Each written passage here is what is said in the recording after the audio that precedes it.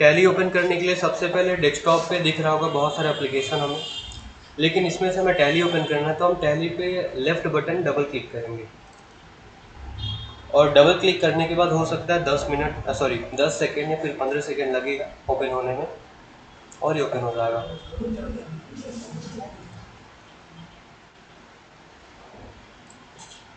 Open होने के बाद कुछ ऐसा हमें फीचर देखने को मिल जाता है। इसमें 4 ऑप्शन देखने को मिल रहा है। पहला कंटिन्यू इन एजुकेशनल मोड, दूसरा use licence from network, reactivate existing licence और ये होता है एक्टिवेट न्यू लाइसेंस। अगर हम नया लाइसेंस परचेज करेंगे तो हम इसका यूज़ करेंगे। ये रीएक्टिवेट के लिए होता है, मतलब जो हमने पहले लाइसेंस यूज किया है, सपोज़ कुछ टाइम के लिए वो बंद हो गया, फिर हमें उसको रीएक्टिवेट करना है, फिर से चालू करवाना है, तो हम यहाँ से रीएक्टिवेट कर सकते हैं, तो इसका हम यूज़ करेंगे। ये होता है यूज़ लाइसेंस फ्रॉम नेटवर्क, मतलब हमारे पास लाइसेंस एक ही रहेगा लेकिन उस लाइसेंस से 2 या 3 लोग उसको यूज़ कर सकते हैं, तो ये होता है नेटवर्क। इसके बाद अगला होता है कंटिन्यू इन एजुकेशनल मोड, मतलब कि पढ़ाई के पर्पज़ से हमें सीखना है। ये लगभग सारे सेम होते हैं, लेकिन बस थोड़ा सा डिफरेंस ये होता है कि जो एजुकेशनल मोड वाला होता है इसमें हम डेट को चेंज नहीं कर सकते, लेकिन इसमें हम डेट चेंज कर सकते हैं। एजुकेशन मोड वाले में बस हम 3 डेट को ही चेंज कर सकते हैं, 1 तारीख, 2 तारीख और 31 तारीख। इसके अलावा हम और कोई डेट लिख नहीं सकते हैं। और इन सब के लिए हमें लाइसेंस को परचेज करना पड़ेगा, जो कि मंथली बेसिस पे या फिर ईयरली बेसिस पे भी होता है। और अगर आप लाइफ टाइम के लिए लेंगे तो लगभग 26,000 लगेगा, लाइफ टाइम के लिए फ्री मिल जाएगा।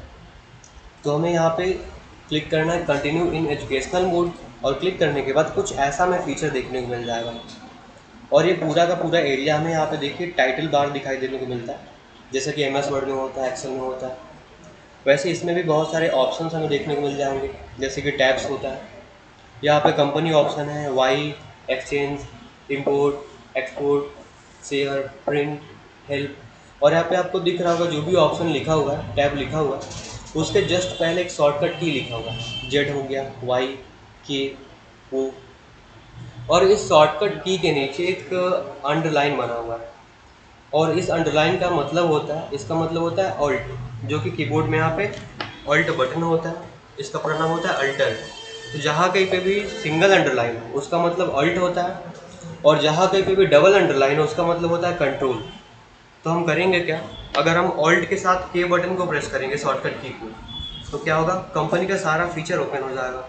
ऑल्ट के साथ हम वाई प्रेस करेंगे तो डाटा का सारा ऑप्शन ओपन हो जाएगा। ऑल्ट के साथ हम जेड को प्रेस करेंगे तो सारा डाटा इस तरीके से ओपन हो जाएगा। और टैली प्राइम में बैक करने के लिए हम यूज करेंगे एस्केप बटन, ना कि बैक बटन। एस्केप बटन को प्रेस करेंगे हम, फिर से बैक आ जाएंगे।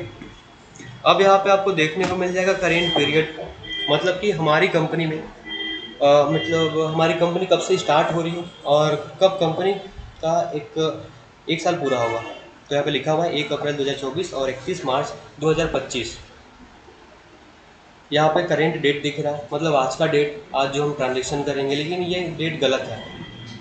फ्राइडे तो है ठीक है, लेकिन ये डेट गलत लिखा हुआ है, क्योंकि मैंने बताया कि जो एजुकेशन मोड वाला होता है उसमें हम बस 3 डेट को ही चेंज कर सकते हैं, 1, 2, 31। इसके अलावा और कोई भी हम डेट नहीं लिख सकते।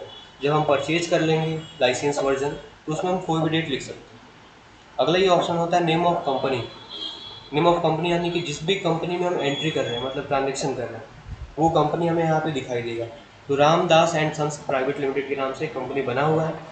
और आपको राइट हैंड साइड में यहाँ पे एक और ऑप्शन देखने को मिल जाएगा, डेट ऑफ लास्ट एंट्री, मतलब कि इस कंपनी में लास्ट ट्रांजेक्शन किस डेट को हुआ था। तो 31 मई 2024 में हुआ था, तो डेट ये दिखाई दे रहा है। और यहाँ पे लिखा हुआ गेटवे ऑफ टैली। इस पूरे एरिया को हम गेटवे ऑफ टैली के नाम से जानते हैं।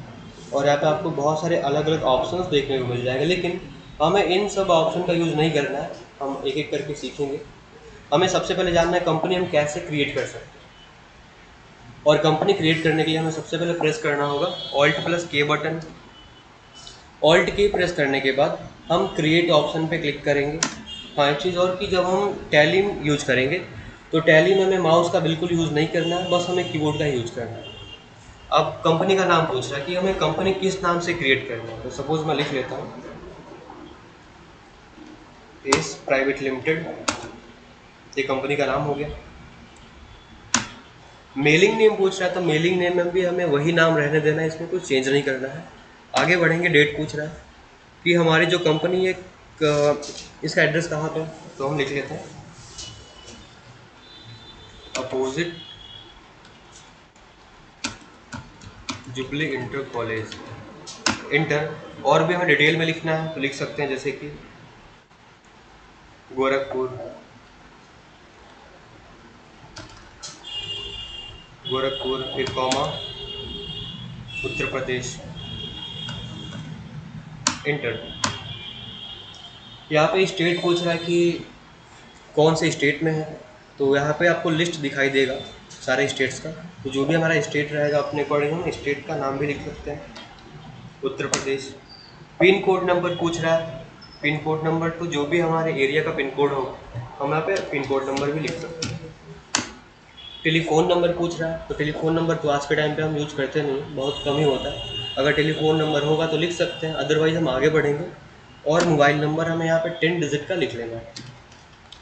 मोबाइल नंबर लिखने के बाद फैक्स नंबर पूछ रहा है, तो फैक्स एक मशीन होता है जिसका यूज करके हम किसी डॉक्यूमेंट को प्रिंट कर सकते हैं। और जो फैक्स मशीन होता है हम यहाँ बैठे बैठे चाहे तो लखनऊ में हम प्रिंट कर सकते हैं। फैक्स मशीन होता है जो कि आज के टाइम पे हम यूज़ नहीं करते हैं। आज के टाइम पे सारा का सारा डिजिटल हो गया है, हम मोबाइल से ही सारा का सारा डॉक्यूमेंट सेंड कर सकते हैं। तो ये भी हमें छोड़ देना है, आगे बढ़ेंगे।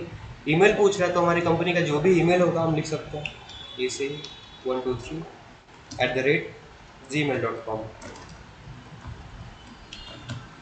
इंटर पूछ रहा है कि वेबसाइट, अगर हमारी कंपनी को कोई वेबसाइट होगा, हम ऑनलाइन बिजनेस भी करते हैं, तो अगर होगा तो लिख सकते हैं www.aceprivatelimited.com, जो भी हो।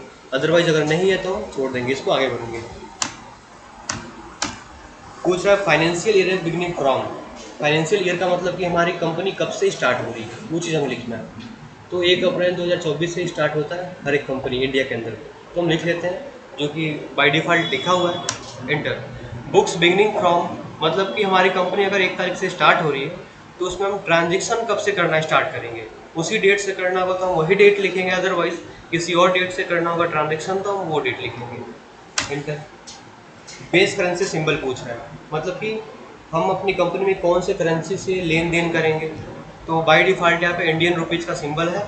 अब इंटर करेंगे, एंटर करने के बाद यहाँ पे पूछ रहा है एक्सेप्ट करने का ऑप्शन, मतलब कि क्या इस कंपनी को हम सेव कर लें, तो हमें एंटर बटन को हिट करना है और एंटर बटन को हिट करते ही ये सेव हो जाएगा। तो यहाँ पे देखिए अब लिख के आ रहा है company created successfully, enable the features as per your business need.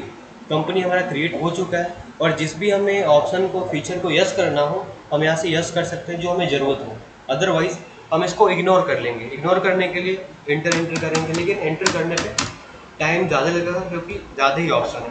तो हम करेंगे क्या, Ctrl+A करके ऑल एक्सेप्ट, एक बार में सेव हो जाएगा। और यहाँ पे आप देख सकते हैं कि एस प्राइवेट लिमिटेड के नाम से हमारा कंपनी बन चुका है। तो इस तरीके से हम बहुत ईजिली कंपनी क्रिएट कर सकते हैं।